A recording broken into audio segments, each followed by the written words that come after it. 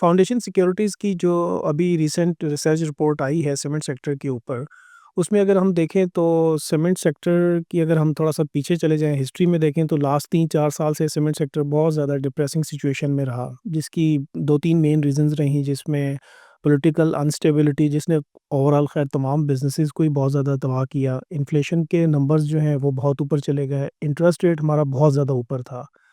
लेकिन अगर हम इस वक़्त मार्केट की सिचुएशन देखें या पाकिस्तान की सिचुएशन देखें तो ये तीनों ही चीज़ें हमारी फ़ेवर में हैं सीमेंट सेक्टर के लिए। इंटरेस्ट के अगर आप रेट्स देखें तो वो बहुत नीचे आ चुके हैं, इन्फ्लेशन का जो नंबर है वो भी बहुत नीचे आ चुका है, पॉलिटिकल स्टेबिलिटी भी बहुत हद तक बेहतर हो चुकी है। इन तीनों चीज़ों के साथ-साथ बल्कि नेक्स्ट ईयर जो एक्सपेक्ट की जा रही है वो सीमेंट सेक्टर कोई 12% से ग्रो भी कर सकता है।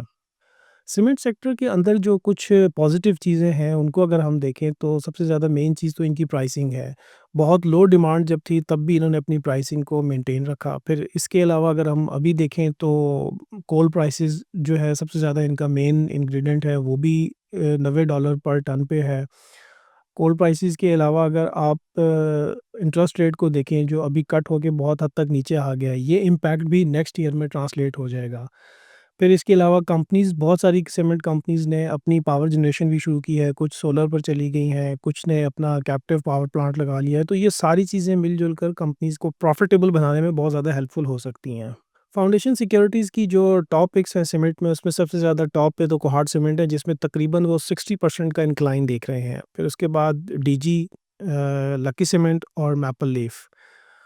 ओवरऑल अगर हम सेक्टर का आउटलुक देखें तो वो तो बहुत पॉजिटिव है, लेकिन कुछ फैक्टर्स ऐसे हैं जिनको हमें नज़रअंदाज नहीं करना चाहिए, जिसके अंदर इकोनॉमिक रिकवरी की जो डिले है वो ना हो, फिर इसके अलावा पॉलिटिकल कोई अनसर्टेनिटी वो नहीं होनी चाहिए, और इसके अलावा तीसरी चीज़ ये है कि हमारी एक्सपोर्ट्स में जो है वो किसी किस्म की हर्डल ना हो।